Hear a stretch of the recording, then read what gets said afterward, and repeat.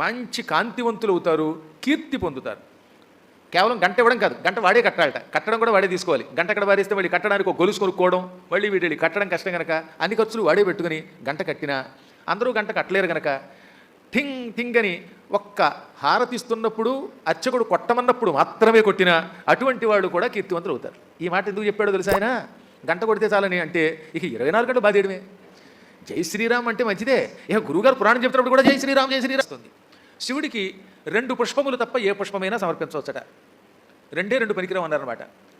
చంపకం కేతకం హిత్వాత్వన్యత్ సర్వం సమర్పయేత్.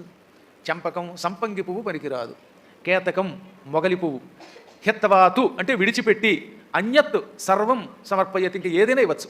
ఈ 2 పువ్వులు మాత్రం అది పనికిరావు. 1 చంపకం, 2 కేతకం. చంపకం అంటే ఏమిటి? సంపంగి. కేతకం అనగా మొగలి. ఈ 2 పువ్వులు మాత్రం శివ పూజకు నిషిద్ధములు. ఒకవేళ శివుడికి వీటిని ఇవ్వాలంటే శివుడి యొక్క ఆలయం పైన పెట్టాలి. శివాలయం దగ్గర పందిరి వేసి శివరాత్రి నాడు లింగ పూజ చేస్తారుగా. కొన్ని చోట్ల ఏం చేస్తారంటే ఓ పందిరి వేసి పందిరి కింద శివలింగం పెట్టి అర్చన చేస్తారు. ఆ పందిరి పైన పెడితే మాత్రం పర్వాలేదు, కానీ శివుడి మీద మాత్రం పెట్టకూడదట. శివుడి మీద మాత్రం పెట్టకూడదట. ఎట్టి పరిస్థితుల్లో ఈ 2 ఇవ్వడానికి వెళ్ళలేదు. శత్రువుల పీడ ఎక్కువైపోయిన వాడు రాజికలతో అంటే నల్ల ఆవాలతో 1,00,000 ఆవాలతో అభిషేకం చేస్తే అటువంటి వాడికి శత్రువులు నశించిపోతారు. రాజిక పూజనం శంభోహో శత్రోర్ మృత్యుకరం శుభం. ఇదే శ్లోకం శివపురాణంలో కూడా ఉంటుంది.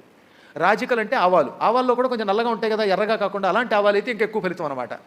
నల్ల ఆవాలు 1,00,000 తీసుకోండి. ఎలా లెక్కెడతాం? అనుమానం రావాలిగా. 1,00,000 ఆవాలు లెక్క పెట్టమంటే మాట్లా. అసలు ఈ రోజుల్లో టిఫిన్ ఇంట్లో చేసుకోవడానికే కష్టం వచ్చి కర్రీ పాయింట్ టిఫిన్ పాయింట్లకు పోతున్నాం. ఏమంటే పెడితే వెళ్ళొద్దన్నాం.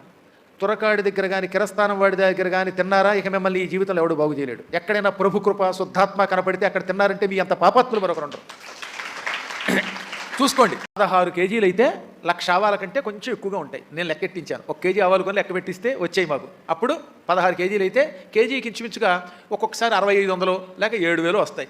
అప్పుడు 16 ఏళ్ళు అంతా 1,02,000.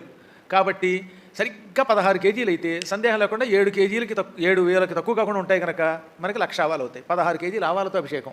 మిరియాలు కూడా అటువంటి వేట. మరీచిక అంటే మిరియములతో కూడా అభిషేకం చేస్తే శత్రువులు తొలగిపోతారు. ఇక మల్లె పువ్వులతో శివుడికి అభిషేకం చేస్తే భార్యాభర్తలు ఐకమత్యంతో ఉంటారు. రోజు మొగుడు పెళ్ళాలు తమ సుంఠ నువ్వు పెంట